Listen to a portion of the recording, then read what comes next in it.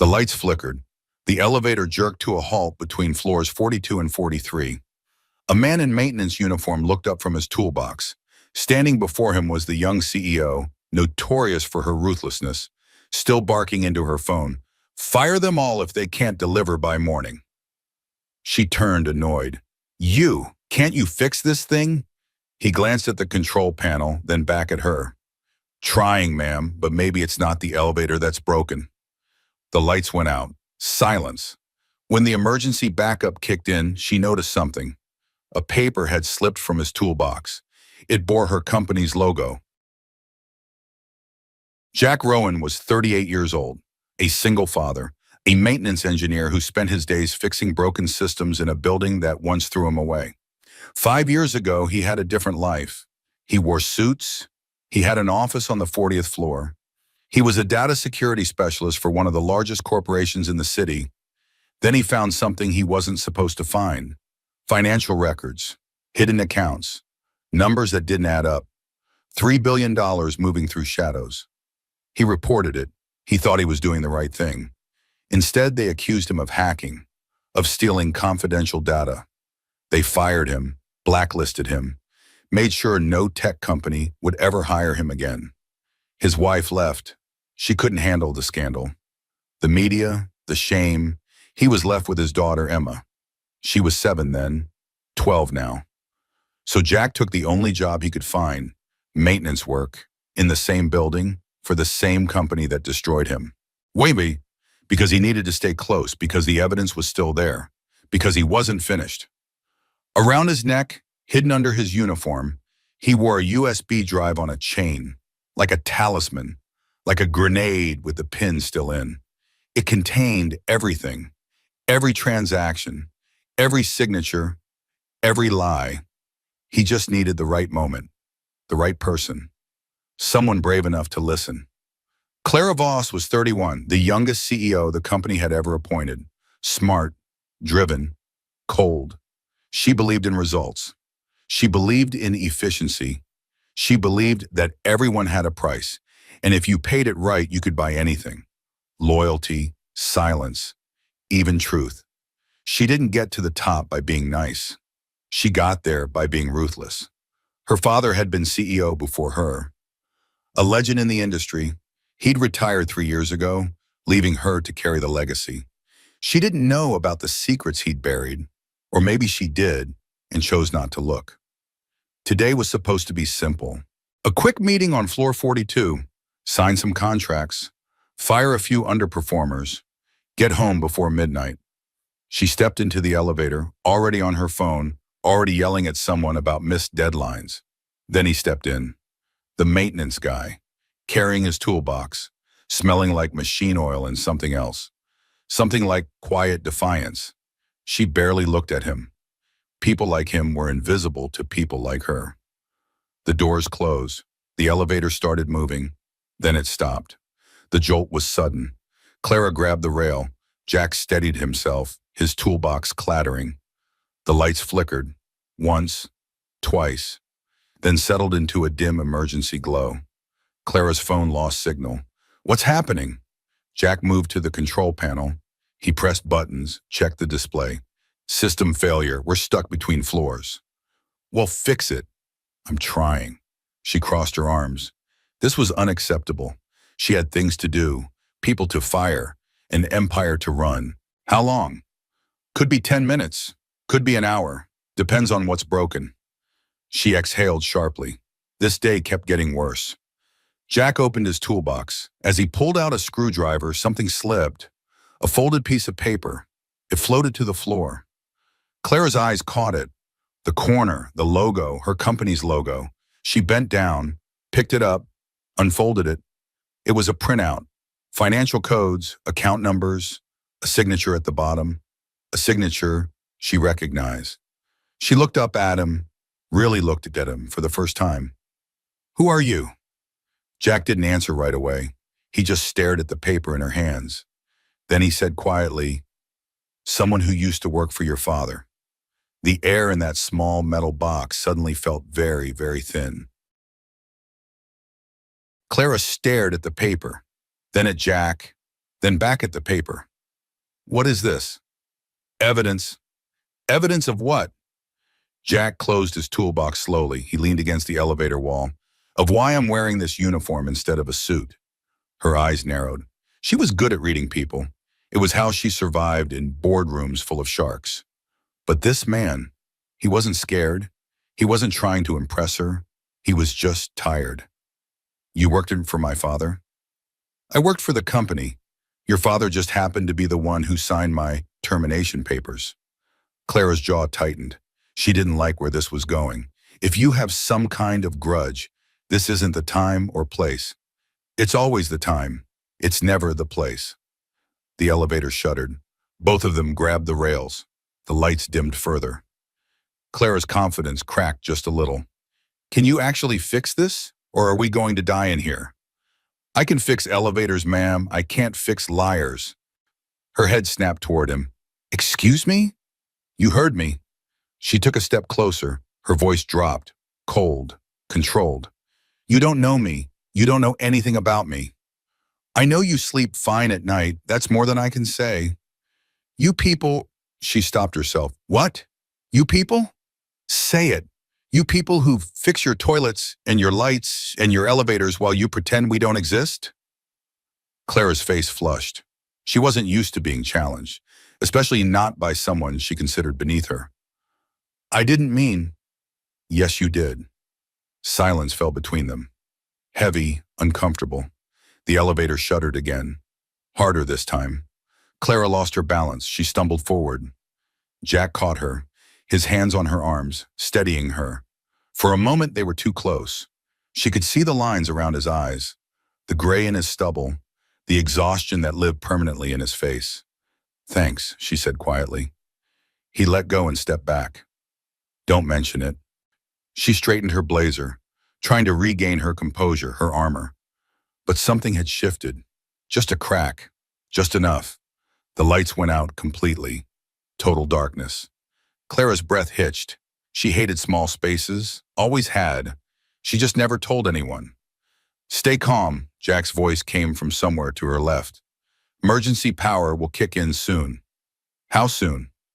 Soon. She fumbled for her phone. The screen lit up. A tiny island of light in the void. She turned it toward him. He was crouched down, working on something. The USB drive hung from his neck, swaying. What's that? He looked up. The light from her phone caught his eyes. Something I should have handed over years ago. What's on it? Jack hesitated. Then he sat back against the wall, tired, so tired. The truth. That's not an answer. It's the only answer. Clara moved closer. She sat down across from him. The phone between them like a campfire. Tell me. Well, why? So you can bury it like your father did? I'm not my father. Aren't you? That stung, more than she wanted to admit. Try me. Jack studied her, really studied her, looking for something, sincerity, courage. He wasn't sure, but he was trapped in an elevator. And maybe, just maybe, this was the moment he'd been waiting for. 10 years ago, I was hired to audit the company's security systems, digital infrastructure, access points, data protection. Clara nodded. Standard stuff. Yeah, except I found something that wasn't standard. Which was a shadow network, hidden servers, encrypted transactions moving billions of dollars through offshore accounts. Clara's expression didn't change, but her fingers tightened on her phone. Go on. $3 billion, moving in, moving out, never appearing on official reports, never scanned, never traced. That's impossible. We have auditors, regulators, the SEC, all paid off or kept blind. It's easy when you control the information. Clara shook her head. This is insane. You're making this up. Am I? He reached for the USB drive, unplugged it from the chain around his neck, held it up. Everything's on here. Transaction logs, account numbers, signatures, your father's signature. The emergency lights flickered back on, dim, yellow, making everything look sickly. Clara stared at the USB drive like it was a live grenade. You're lying. I wish I was. Then why didn't you go to the police, the media? Why are you here mopping floors and fixing elevators? Jack's laugh was bitter. I tried. I went to the board, to the legal team, to HR. You know what happened? What? They accused me of hacking, said I stole confidential data. They fired me, sued me, destroyed my reputation. My wife left. I lost everything. If that's true, why didn't you fight back? I had a daughter, 7 years old. They threatened her school, my custody. They told me if I kept talking, I'd lose her too. Clara's face went pale. So I shut up. I took the job they offered. Maintenance. Stay close. Stay quiet. Stay invisible. And now? Now she's 12. Now I've got nothing left to lose.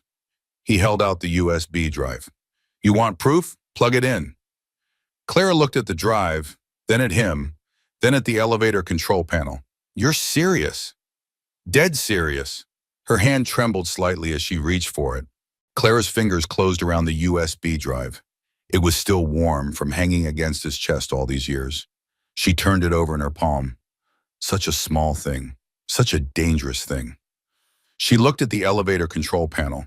There was a small diagnostic port near the bottom. You're telling me this will connect to the system? The elevator's linked to the building network. Everything connects through it. Clara stared at the port. Her corporate instincts screamed, don't look, don't know. But something quieter whispered, look. She knelt down. Her hand hovered over the port. If I plug this in, everything changes. It should have changed 10 years ago. My father built this company. He gave me everything. He also buried people to protect it. She saw her father's face. That day he made her CEO. The pride in his eyes. Or was it relief? She plugged in the drive. The screen flickered, code scrolled, then stopped. A login appeared. Jack typed quickly. His daughter's birthday. Files appeared, hundreds of them, organized by year, by account. Clara scrolled, her hands trembling, account numbers she'd never seen, banks in countries they didn't operate in, dates going back 15 years, 300 million here, 500 million there, billions disguised as operational expenses. Then she saw it, the company logo, her father's signature. Digital, verified. She clicked another file, same signature. Another, same. No, she whispered. Jack stood silent, letting her world crack open. She scrolled further. Searching for proof this was wrong. Then she found something worse. Recent transactions. This year, her year as CEO. She clicked one. Authorization. Clara Voss, CEO. Her face went pale. I never signed this. I would never. But her mind raced. The documents she signed every week. Dozens of them. She trusted her team, her father's advisors. Oh God, the quarterly reviews. They bring me stacks. Tell me it's routine. I sign them. Jack's jaw tightened. They've been using you. Like my father? Worse, he knew. But you're the perfect fall guy, young. New. If someone investigates, they see your signature. Not his. Yours. Clara stumbled back, breathing rapid. I didn't know. I would never. Doesn't matter what you knew.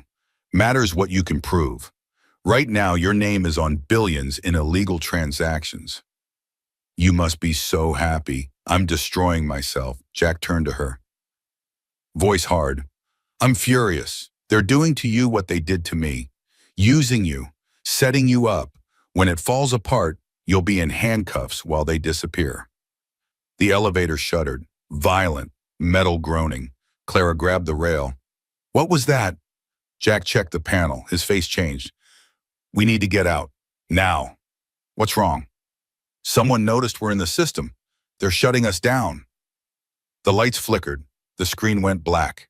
The USB sparked, smoked, melted. No! Clara reached for it. Jack pulled her back. It's dead. They fried it. The elevator dropped. A full foot. The emergency brakes caught. Both hit the floor. Clara screamed. Jack was already moving. Grabbed his crowbar. He jammed it into the door seam, put his weight behind it. Metal screamed, the doors cracked open. Inches beyond them, concrete wall, but above, 3 feet up, the edge of floor 43. You need to climb. Clara looked at the gap, the rough concrete, the impossible distance. I can't. You have to. The elevator shuddered, dropped 6 more inches, cables screaming above. Jack grabbed her shoulders, looked into her eyes. Clara, you are strong. You didn't get here by being weak. You fight. So fight now. I'm just a puppet. You're not. Not anymore. Climb. He pulled the doors wider, held them with his body. Clara moved to the opening, looked up at the ledge. She reached. Her fingers found the edge. Cold metal, sharp. Jack pushed from below. Boosting her, she pulled, her expensive shoes slipping on smooth wall, her blazer tearing. She kicked, scrambled, her hands scraping concrete. Then she was up, on the wedge, gasping. She looked down. Jack was still in the elevator. Come on! He threw his toolbox up. It landed beside her, then reached for the ledge. The elevator dropped. Another foot, sudden. Jack's fingers caught the edge. Barely. He hung there, dangling. 42 floors of nothing below. Clara grabbed his wrists, pulled with everything she had. Don't you dare die! Not now! He kicked, found a foothold on the wall, pushed. She pulled harder, arms burning. Together they hauled him up. They collapsed on the floor. Both gasping, both alive. Behind them, a final cable snapped. The elevator fell. The crash echoed up the shaft. Thunderous. Final. They lay in silence. Emergency alarms wailing around them. Clara's voice was barely a whisper. You could have destroyed us. Years ago. Released everything. Why didn't you? Jack sat up slowly, looked at her. Because it wasn't about destroying the company. It was about destroying what was rotten. She wiped her eyes, tears streaming. There's a difference, he continued. Not you, just what was rotten inside. Clara pushed herself up. Her hands were bleeding from the concrete.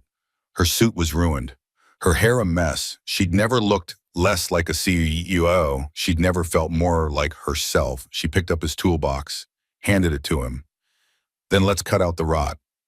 Jack took it, nodded. For the first time in 10 years, he smiled. Not a bitter smile, not a broken smile, a real one. Yeah, let's do that. They stood up together, bruised, exhausted, alive. The emergency lights cast long shadows down the hallway. Clara looked at him. I'm going to need your help. You've got it. This is going to destroy everything my father built. Good. Let's build something better. She took a deep breath. Straightened what was left of her blazer. The CEO mask was gone, but something stronger remained.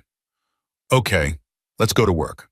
They walked down the hallway together, away from the broken elevator shaft, toward the truth. The next morning, 7 a.m., the executive boardroom on the top floor was full. Every board member, every senior VP, the CFO, the legal team, all of them wondering why the new CEO had called an emergency meeting. Clara walked in. She looked different. No perfect makeup, no designer suit fresh from the cleaners. Her hands were bandaged. Her hair was simple, but her eyes were steel. Jack stood by the door, in his maintenance uniform. Several board members looked at him with confusion. What was the janitor doing here? Clara didn't sit at the head of the table like usual. She stood. She placed something on the table. Jack's toolbox. Before we discuss quarterly projections, she said, her voice calm, deadly calm. Let's talk about stolen lives. The CFO shifted uncomfortably.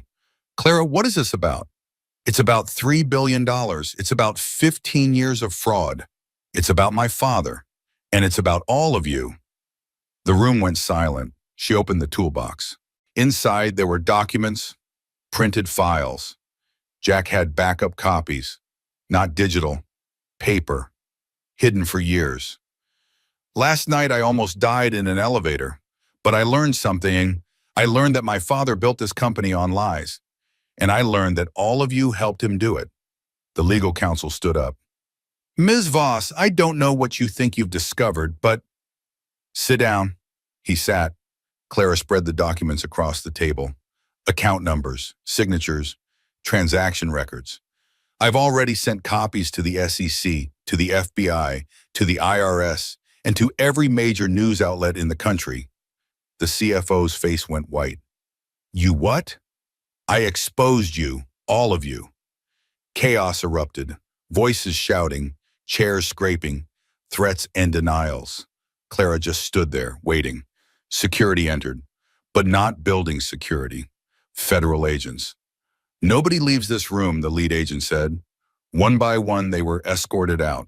The CFO, the legal team, 3 board members. All the people her father had trusted. All the people who had used her. By noon, it was everywhere. 3B corporate scandal exposed by CEO. Young executive turns whistleblower. CEO and maintenance worker uncovered decade of fraud. Clara held a press conference. Cameras everywhere. Reporters shouting questions. She told the truth. All of it.